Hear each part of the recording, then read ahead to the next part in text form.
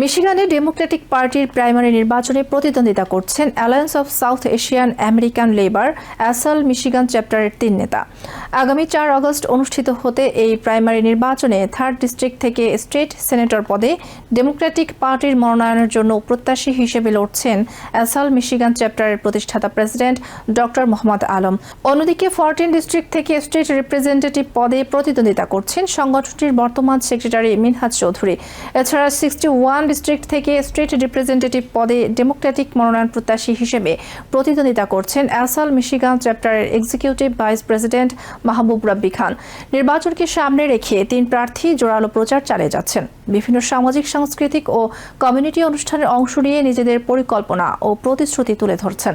Bangladeshi Americans বিভিন্ন কমিউনিটির ভোটারদের ভোট কামনার পাশাপাশি দোয়া ও সমর্থন চাইছেন তারা।